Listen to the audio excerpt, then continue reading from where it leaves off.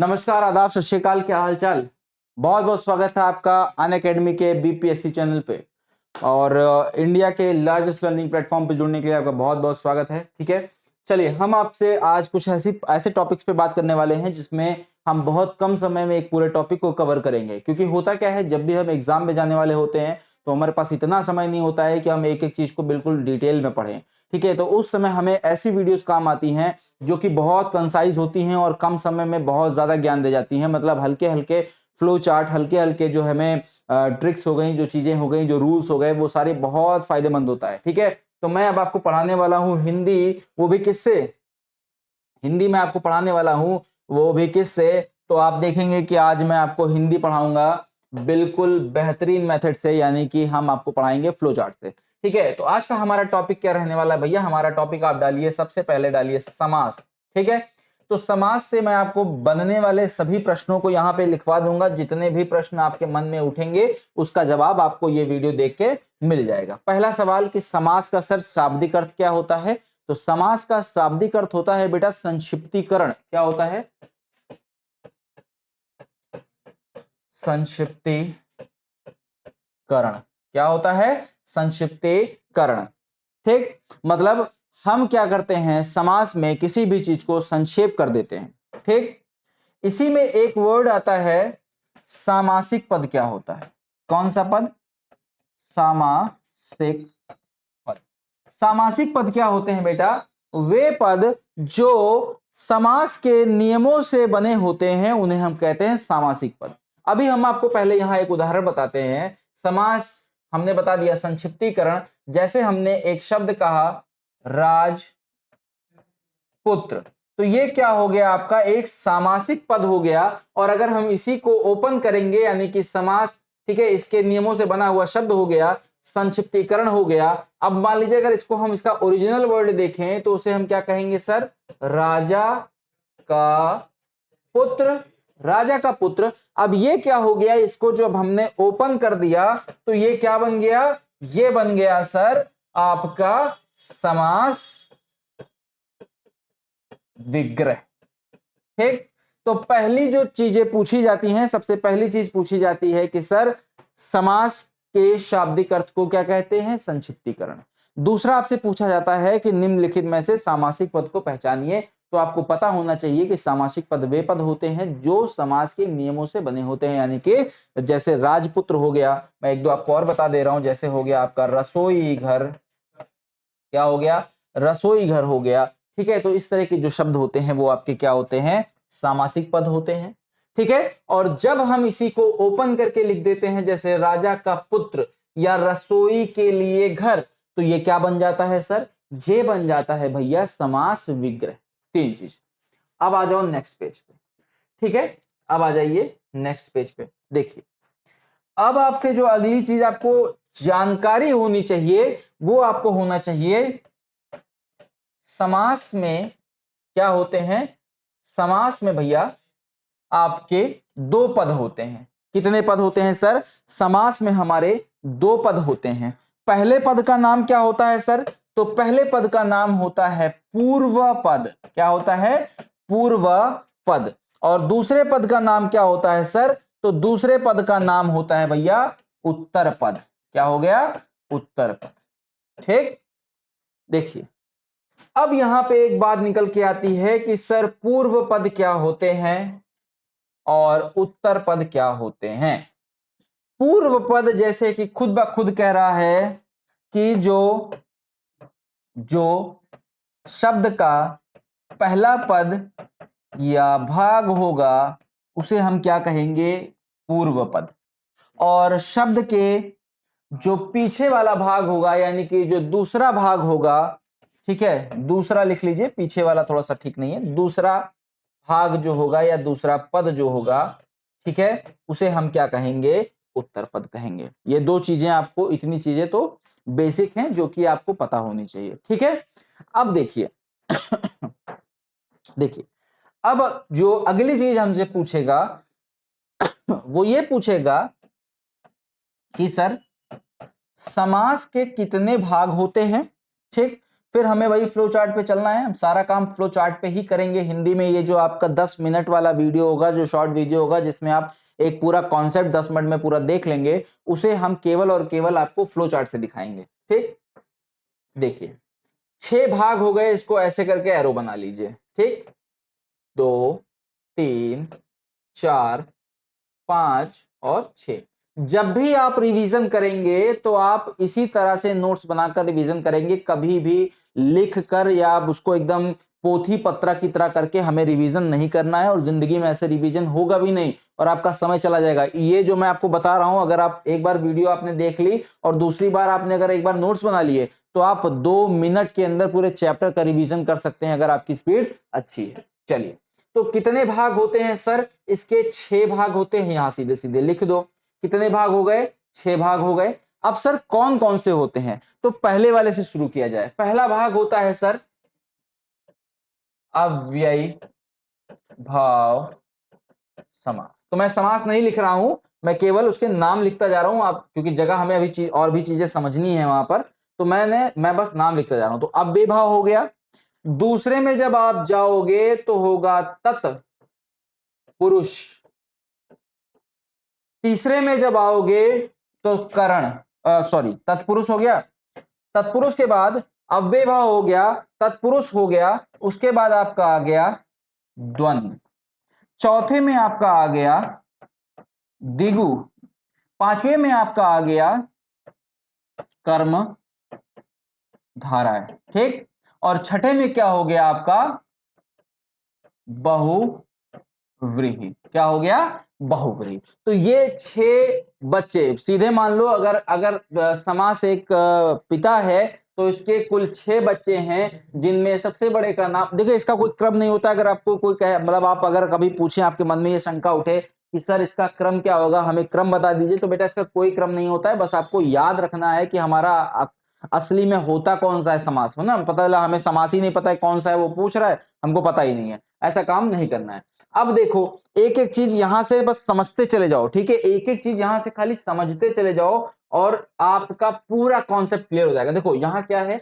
अव्ययी भाव। ठीक, अव्ययी भाव के लिए सबसे पहली चीज ये होती है कि जिसका पहला पद क्या हो। पहला पद क्या हो? अच्छा, मैं इसको अगले पन्ने पे बना देता हूं ताकि आप एक एक को बनाते चले जाओ। जो भी जितनी बातें होंगी मैं सब लिख दूंगा। जिसका पहला, जिसके यहां लिख रहा हूं मैं, अव्ययी भाव। ठीक है, समास। ठीक, फिर ऐसे से एक ब्लॉक बना लो। अब इसमें एरो लगाना स्टार्ट कर दो। ठीक, जैसे हमने कहा अव्ययी भाव का पहला पद क्या होगा? पहला पद क्या होगा बेटा? अव्यय होगा। ठीक, और पहला पद ही इसका क्या होगा? तो प्रधान होगा। हो गया, पहला पद ही इसका अव्यय होगा और पहला पद ही इसका प्रधान होगा। अव्यय क्या होता है सर? अव्यय वे शब्द होते हैं जो बेटा लिंग, जाति, काल के अनुसार नहीं बदलते, ज्यों के त्यों ही रहते हैं। क्लियर? पहला पद इसमें प्रधान हो गया, पहला पद इसमें अव्यय हो गया। क्लियर? उसके बाद अगर हम बात करें तो सर इसमें किस प्रकार के शब्द हमें मिलेंगे, तो इसमें हमें किस प्रकार के शब्द मिलने वाले हैं सर? तो जरा हम उन शब्दों को सर एक बार कंठस्थ कर लें। ठीक है, उन शब्दों को हम एक बार कंठस्थ कर लें। तो देखो यहां पे हमें कुछ ना कुछ मिलने वाला है। यहां पे हमें मिलने वाला है, जैसे हमने कहा यथा, प्रति, ठीक, इस तरह के जहां पे आपको शब्द मिल जाएं, वहां पे क्या हो जाएगा? आपका अव्ययी भाव समास हो जाएगा। अब सर कुछ इसके अगर एग्जाम्पल हो जाते तो मजा आ जाता। लिखो भैया, एग्जाम्पल लिखो। यथाशक्ति जो सबसे ज्यादा पूछा जाता है, एग्जाम्पल लिखो। प्रतिदिन, ठीक, एग्जाम्पल लिखो प्रतिदिन। प्रतिदिन के बाद एग्जाम्पल हो गया प्रतिदिन। प्रतिदिन के बाद क्या होगा? प्रतिदिन। प्रतिदिन के बाद क्या होगा? प्रतिदिन हो गया, यथा हो गया, यथा संभव। यथा संभव क्या हो गया? यथा संभव, मतलब जितना संभव हो सकता है उसे हम कहते हैं आपका यथा संभव। उसके बाद हो गया प्रतिवर्ष। क्या हो गया? प्रतिवर्ष। फिर क्या हो गया? आजन्म। क्या हो गया? आजन्म। जहां लगा दिया हमने तो ये भी आपका इसी में आएगा। यहां पे लिख लो, यहां पे लिख लो, भी आएगा। आजन्म के बाद इसमें एक बहुत प्यारी चीज होती है। ठीक है। इसमें एक होता है बेटा अपवाद, जो कि शायद ही आपको कंफ्यूज करेगा आज के बाद। तो अपवाद क्या होता है सर? जब हम बात करते हैं अपवाद की बेटा, तो इसके लिए जरा सा हमें थोड़ा सा आगे बढ़ना पड़ेगा, उसके बाद हम आपको अपवाद बताएंगे। देखिए यहां पे एक अपवाद ये था कि अपवाद, अव्यय का अपवाद मैं यहां लिख दे रहा हूं, अपवाद। ठीक है। आपको ज्यादातर लोगों ने यह बताया होगा कि बेटा जब भी आप द्वंद्व पढ़ोगे तो द्वंद्व समास के आपको उदाहरण कैसे पता करने हैं? योजक चिन्ह लगाकर। कैसे? योजक चिन्ह लगाकर। ठीक है। तो योजक चिन्ह मतलब अगर जैसे हमने कहा माता पिता, क्या कहा हमने? माता पिता। तो इस तरह का जो शब्द होगा वो जहां पे इस प्रकार का चिन्ह लगा होगा उसको आंख बंद करके द्वंद्व लगा देना। ऐसा आपसे बहुत लोगों ने कहा होगा, बहुत टीचरों ने कहा होगा। हमें ये नहीं करना है। हमें क्या करना है? सीधा सा हमें क्या करना है बेटा, यहां पर जैसे लिखा होगा रातों रात, दिनों दिन, तो ये सब आपके किस में आ जाते हैं बेटा? ये सब आपके आ जाते हैं अव्यय भाव में। फटाफट चलते हैं। अव्यय भाव हो गया। उसके बाद आपका आता है तत्पुरुष। अब तत्पुरुष में क्या होता है? सीधी सी बात, कम शब्दों में, यहां पे जहां पे भी होगा कारक का लोप, कारक का लोप, वहां क्या हो जाएगा आपका? तत्पुरुष समास। ठीक। अच्छा, तत्पुरुष में आपके क्या क्या होते हैं? तो तत्पुरुष में आपके कितने तत्पुरुष आते हैं जरा ये भी देख लो। कर्म, कर्ता को छोड़ देते हैं, उसके बाद कर्म, कर्ता ने कर्म को करण से, ठीक है। उसके बाद आपका संप्रदान, उसके बाद आपका अपादान, उसके बाद आपका संबंध, उसके बाद आपका अधिकरण। ठीक है। तो इसमें क्या होता है बेटा? कारक का लोप होता है। अगर मैं आपको कुछ एग्जांपल बताऊं तो जैसे रसोई का घर, रसोई घर, रसोई का घर, जैसे विद्यार्थी, विद्यालय, विद्यालय, तो ये क्या हो जाएगा? विद्या के लिए आलय यानी कि विद्यालय। ठीक। ठीक है। उसके बाद अगर आप तत्पुरुष के बाद अब अगर आप आ जाओ तो दिगु में। अब दिगु में अगर सर हम बात करें तो इसमें जो होगा सर, पहला पद क्या हो जाएगा? पहला पद हो जाएगा सर संख्यावाचक। कैसा हो जाएगा सर? संख्यावाचक पहला पद हो गया। यानी कि अगर हम बात करेंगे सर तो इसमें जो पहला पद हमारा होगा वो संख्यावाचक होगा, यानी कि जैसे हमने कहा चौपाई, चार पायों की। ठीक। जैसे हमने कहा पंचवटी यानी कि पांच वृक्षों का समूह, जैसे हमने कहा चौराहा यानी कि चार राहों का समूह, तो आपका दिगु में आ गया। उसके बाद आपका एक आता है दिगु के बाद द्वंद्व। तो द्वंद्व का मतलब क्या होता है? हमें किससे द्वंद्व होगा? जो हमारा विलोमी होगा, विपरीतार्थी होगा। तो यहां पे जितने भी शब्द आएंगे उसका पूर्व पद और उत्तर पद दोनों क्या होगा? प्रधान होगा। सबसे बड़ी चीज, दोनों पद प्रधान होगा इसमें। ठीक है। क्या होगा? जितने भी शब्द होंगे वो एक दूसरे के विलोम होंगे। कोई भी एग्जांपल उठा लोगे विलोम होगा। जैसे माता पिता, ठीक, जैसे आग पानी, जैसे नमक तेल, ठीक, जैसे इस तरह के जितने भी एग्जांपल आएंगे आपके वो क्या हो जाएंगे? आपके पूर्व ये द्वंद्व समास के। अब जो मेन कंफ्यूजन आती है वो आती है कर्मधारय और बहुब्रीहि में, इसलिए मैं इसको आपको एक में ही बताऊंगा। ठीक है। ऐसे एक लाइन खींचेंगे और इसको मैं आपको एक में ही बताऊंगा। सबसे पहले बात करेंगे कर्म धाराएं की, और दूसरी बात करेंगे कर्म धाराएं के बाद बहुव्रीहि की। किसकी? बहुव्रीहि की। किसकी बात करेंगे? बहुव्रीहि की। ठीक है। तो ये आपके दो होते हैं। देखो कर्म धाराएं में क्या होता है बेटा, जब भी कोई भी एग्जाम्पल बनेगा तो उसमें क्या लगेगा? हैं जो, और इसी का एग्जाम्पल यहां भी बनता है, लेकिन यहां है जो अर्थात लग जाता है। ठीक। मतलब यहां क्या होता है? कोई भी पद प्रधान ना होकर एक तीसरा पद निकल कर आ जाता है, तीसरा पद प्रधान हो जाता है। क्लियर? अब देखो इसमें जैसे हमने कहा, जैसे हमने कहा पीतांबर, तो यहां आप क्या लिखोगे? पीला या पीत है जो अंबर। और यहां क्या लिखोगे? कि पीला है जो अंबर, अर्थात एक नई चीज।